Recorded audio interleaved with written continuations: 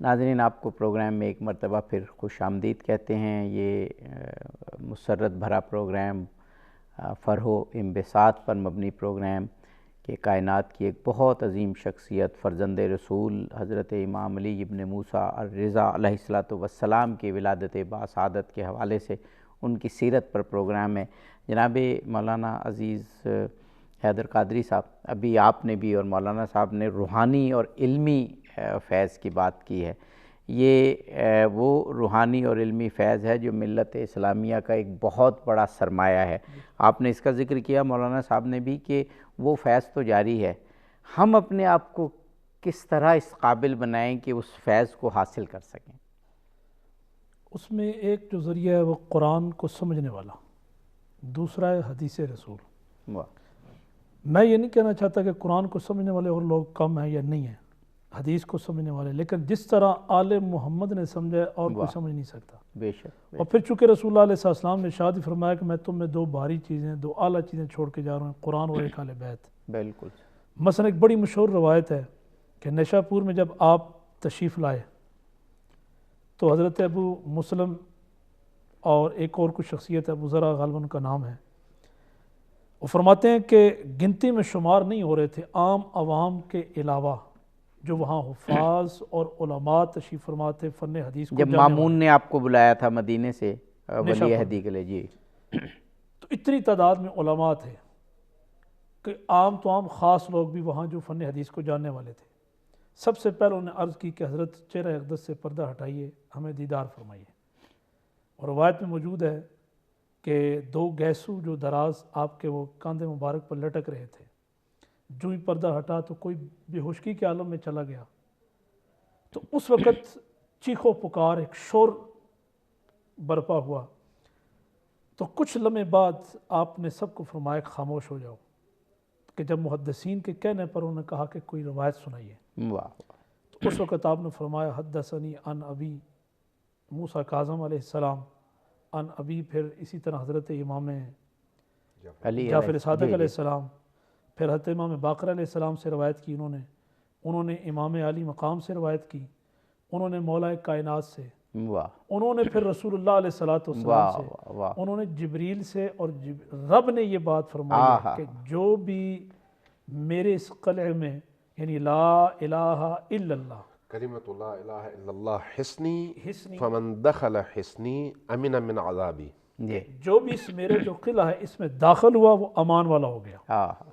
اچھا، یہ روایت آپ نے جب سنائی تو حضرت امام احمد بن حنبل رحمۃ اللہ علیہ، جو ہمارے عالم اسلام کے ایک عظیم شخصیت ہے، انہوں نے فرمایا کہ یہ جو نام ہے مقدس ترین نام، یعنی یہ سلسلہ روایت امام رضا علیہ السلام سے لے کر اور رسول اللہ تک، سلسلۃ الذہب جسے کہتے ہیں، جی، یہ اگر نام صرف لکھ کر کوئی مجنون پاگل ہو یا دنیا میں کوئی ایسا لا علاج مرض جس کا کوئی علاج نہ کیا جا سکے، اسے یہ پانی میں بھگو کر لکھ کر اس کو پلا دیا جائے، وہ الحمدللہ افاقہ ہو جائے گا۔ اس پہ ایک جملہ کہنا چاہتا ہوں، جن کے نام اتنے مقدس ہیں، جن کے نام آج کل ایک معاملہ چل پڑا ہے کہ سیدہ طیبہ طاہرہ سلام اللہ علیہا کی طرف ایک بدبخت نے خطا کا لفظ استعمال کیا۔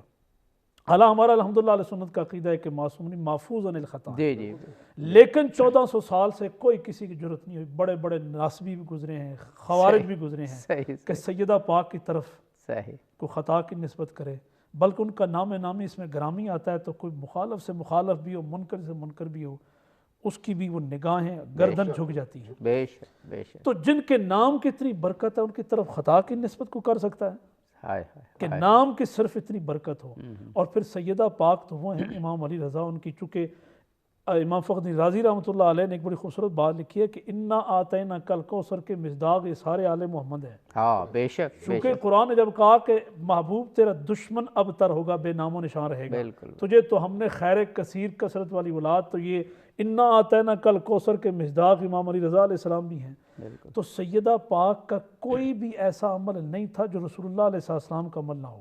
خود ام المؤمنین سیدہ عائشہ طیبہ طاہرہ رضی اللہ تعالیٰ فرماتی ہیں کہ آپ کا چلنا، اٹھنا، بیٹھنا، گفتار کرنا، بولنا ہمیں یوں محسوس ہوتا کہ حضور بول رہے ہیں، جی تو اس کا مطلب جی اسی لیے کہا گیا نا کہ اگر ہماری تو زبانوں پر یہ ہم جب الفاظ دہرانا بھی نہیں چاہتے اور ہم تو لرزتے ہیں یہ بات کرتے ہوئے، اور بھائی اس بات دیکھیں جی کہ ان کو خطا پر کہنا تو یہ رسول اللہ نبی پاک پر یہ بات جاتی ہے، کیونکہ نبی پاک نے یہ کہا کہ فاطمہ میرا ٹکڑا ہے، اور حضرت عائشہ رضی اللہ تعالیٰ عنہ نے گواہی دی کہ حضرت زہرا سلام اللہ علیہا سے زیادہ کوئی شخصیت ہستی میں نے نہیں دیکھی جو چال میں، ڈھال میں، رفتار میں، گفتار میں، عمل میں وہ رسول اللہ کے قریب ترین ہو، تو یہ بات پھر وہاں جاتی ہے۔ حضرت ام المومنین عائشہ سے جو روایت ہے اسی تناظر میں عرض کرنا چاہوں گا، وہ یہ ہے کہ میں نے رسول اللہ کے بعد فاطمہ سے سچا کوئی اور نہیں دیکھا۔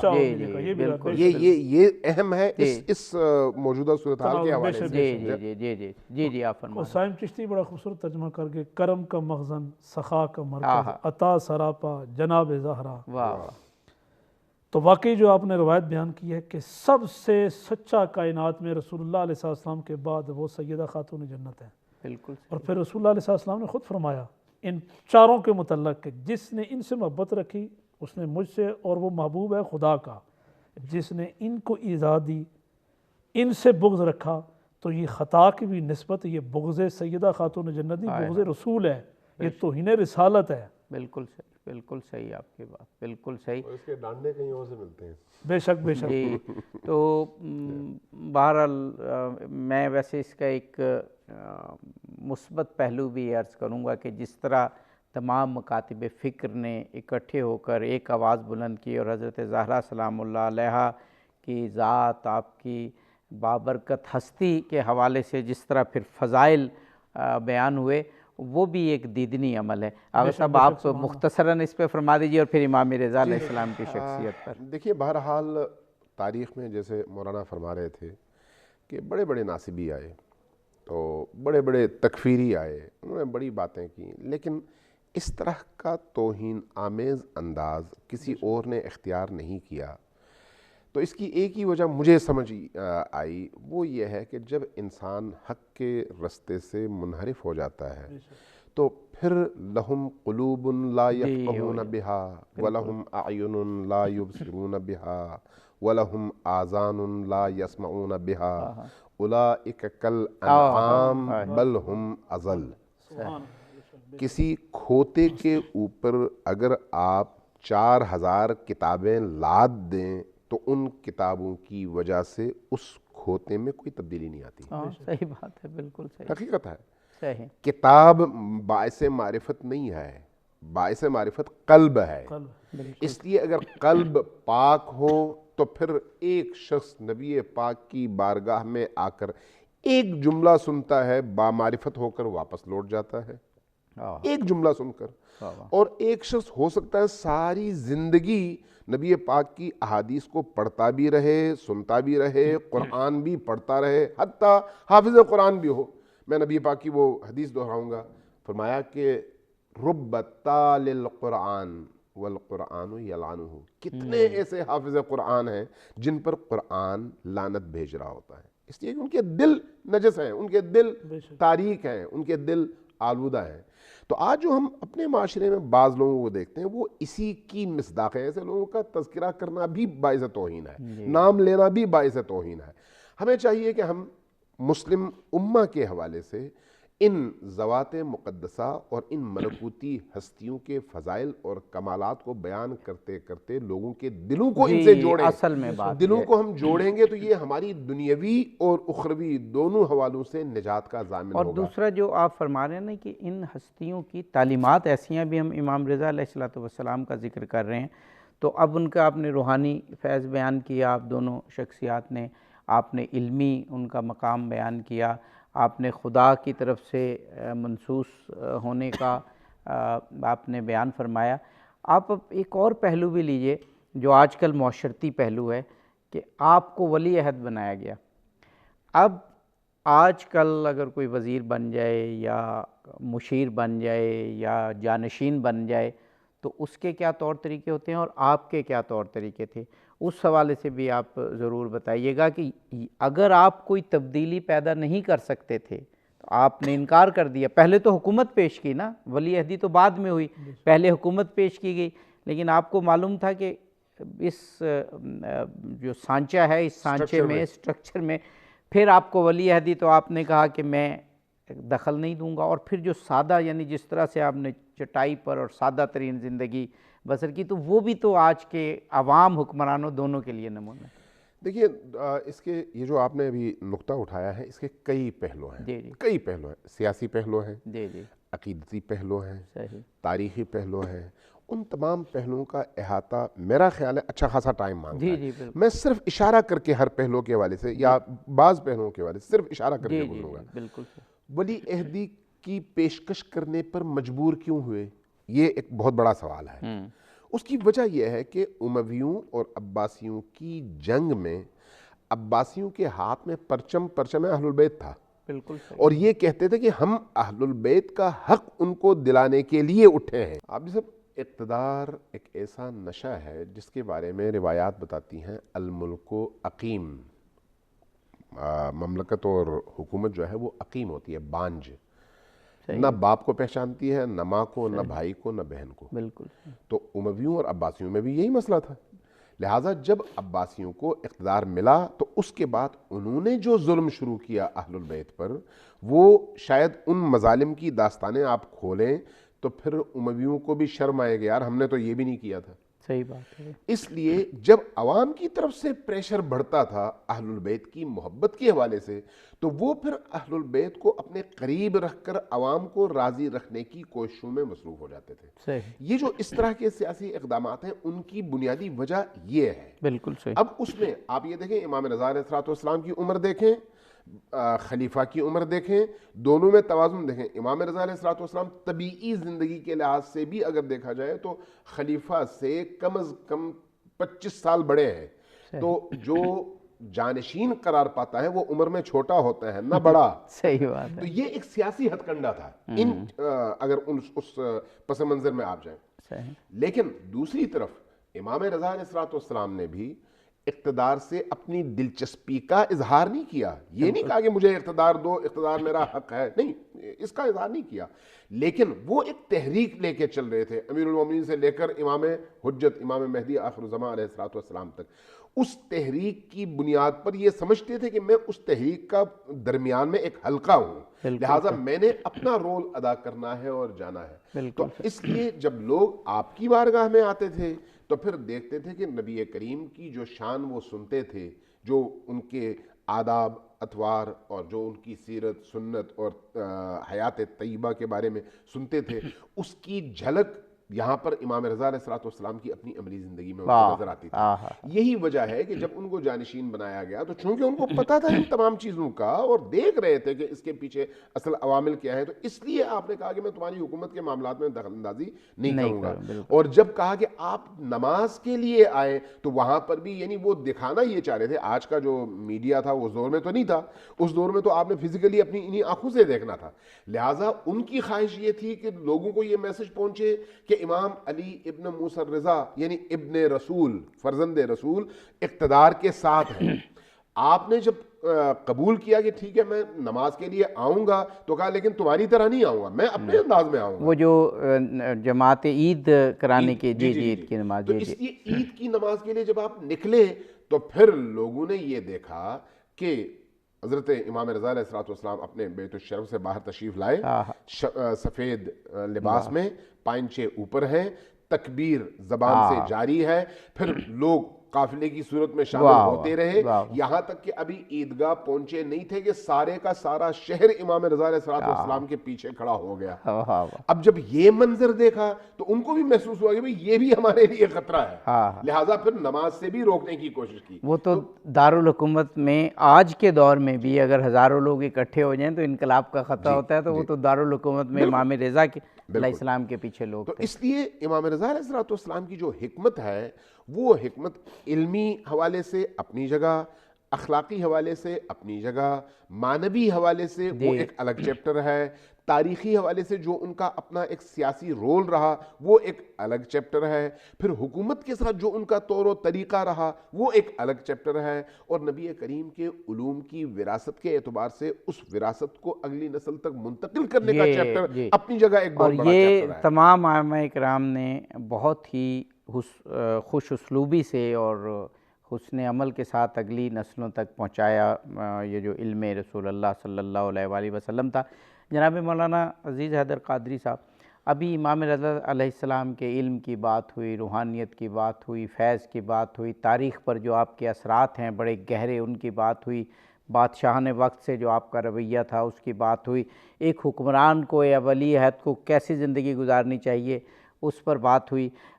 ضرورت اس امر کی ہے کہ جتنے مکاتب فکر ہیں اسلام کے، جتنے فرقے ہیں معروف معنی میں، جو شیعہ ہیں، سنی ہیں، دیگر دیوبندی ہیں، وہ محبت آل محمد میں تو سوائے ناصبیوں کے باقی سب متفق ہیں۔ ان چہاردہ معصومین 14 ہستیوں کی اور پھر آج کے جو ہمارے موضوع ہیں ممدوح ہیں امام رضا علیہ السلام کی محبت کو عام کیا جائے سب میں، تاکہ یہ نقطہ اتحاد بن سکیں، نقطہ محبت بن سکیں، نقطہ ولایت بن سکیں پورے عالم اسلام کے لیے۔ جیسا گفتگو ہو رہی تھی، دیکھیں کہ جو ائمہ اہل بیت انہوں نے اپنے ادوار میں، چونکہ بادشاہ تو ان کو بادشاہت کا شوق تو نہیں تھا نا، کہ جو وقت کے بادشاہ شاہان وقت تھے وہ ان کے خادم تھے، لیکن جو اصل جو ان کا پیغام تھا کہ وہ جو رسول اللہ علیہ السلام کا دین ہے اس کو پھیلانا۔ بات اولی ٹھیک ہے کہ محبت تو سارے کرتے ہیں، صحیح بات، ان کی تعلیمات کو عام کرنا اور پر عمل پیرا ہونا۔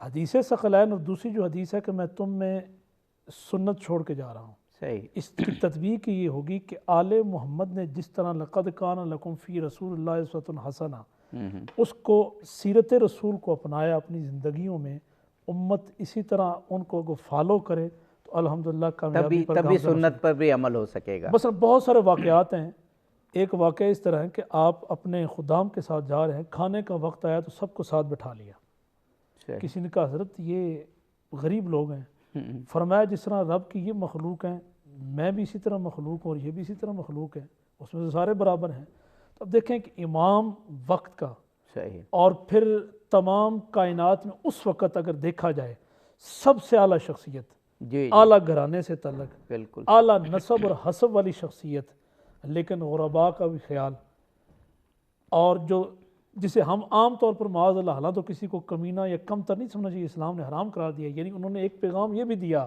کہ میں اعلیٰ نسب ہو کر اعلیٰ حسب والا بھی ہو کر کہ انما المؤمنون اخوہ، کے تمام مومن آپس میں بھائی بھائی ہیں، یہ ایک پیغام ہے۔ بے شک، اس لیے ان کا جو پیغام ہے محبت کے ساتھ ان کی تعلیمات کو بھی پھیلانا چاہیے۔ بڑا اچھا آپ نے ریلیٹ کیا کہ یہ شخصیات اتنی عظیم ہونے کے باوجود تمام مخلوق خدا کو ساتھ لے کر اور چلتی اس میں ایک جو جملہ میں کہنے لگا ہوں، اگر ان کی تعلیمات پر عمل پیرا ہوئے ہیں تو وہ صوفیاء لوگ ہیں۔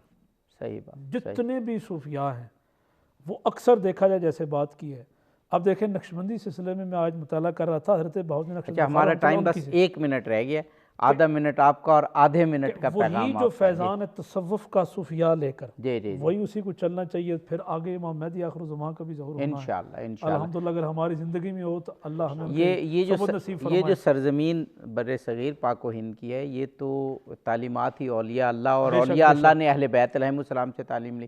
آغا صاحب پروگرام کا وقت تقریباً ختم ہو گیا، لیکن میں چاہ رہا ہوں آخری آدھے منٹ میں آج کے پروگرام کا پیغام آپ پہنچا دیجیے۔ دیکھیے، میں سمجھتا ہوں کہ ہمیں امام رضا علیہ السلام کی ولادت کے ان خصوصی ایام میں خود اس ہستی سے اور ان کی ہمشیرہ حضرت فاطمہ معصومہ سلام اللہ علیہا سے اپنی مودت اور محبت کے رشتے کو مضبوط سے مضبوط تر کرنے کی ضرورت ہے، اور یہ جو ہے ایک معنوی کیفیت ہے۔ چونکہ 3 ائمہ نے حضرت معصومہ کے حوالے سے ایک روایت بیان کی ہے، 3 ائمہ نے، امام موسیٰ جعفر علیہ السلام نے، امام جعفر صادق علیہ السلام نے، اور امام رضا علیہ السلام نے، کہ منظار فاطمہ، یعنی فاطمہ سے مراد حضرت معصومہ سلام اللہ علیہا، وجبت لہ الجنہ، جس نے قم میں حضرت فاطمہ معصومہ کی زیارت کی، اس پر جنت فرض ہو گیا۔ یہ وہ ہستیاں ہیں جن کے قبر کا دیدار انسان کو جنت کا مستحق بنا دیتا ہے۔ تو اس لیے ہمارا جو معنوی رابطہ ہے نا ان ہستیوں سے، اس کو ہمیں مضبوط کرنے کے لیے کوئی لمحہ ضائع نہیں کرنا چاہیے۔ بے شک، بہت شکر گزار ہوں جناب مولانا آغا امین شہیدی صاحب کے بلاب کا، جناب مولانا عزیز حیدر قادری صاحب آپ کا، ایک بے مثال شخصیت پر آپ نے بہت دلکش دلنشیں گفتگو کی۔ خدا کرے ہمارے دلوں میں یہ جاگزیں بھی ہو۔ ناظرین، آپ نے علماء اکرام کی گفتگو سنی۔ امام رضا علیہ السلام ہوں یا پورا خانوادہ رسول اللہ صلی اللہ علیہ وآلہ وسلم ہوں، ان کی پوری زندگیاں ہمارے لیے چراغ راہ ہیں۔ ان کی زندگیوں اور ان کی سیرت کی روشنی سے یہ دنیا جگمگا رہی ہے۔ ضرورت اس بات کی ہے کہ ہم بھی اس روشنی سے، جو ہدایت کی روشنی ہے، جو روحانیت ہے، جو دنیاوی اور اخروی کامیابی کی ضمانت ہے، ہم بھی ان کی زندگیوں سے روشنی حاصل کر سکیں اور ہم بھی اپنے کردار سے اس دنیا کو جگمگا سکیں، اور سب سے بڑی بات یہ کہ اتفاق، اتحاد، محبت، مودت پوری دنیا میں ہم پیدا کر سکیں۔ اظہر علی عابدی کو اجازت دیجیے، فی امان اللہ۔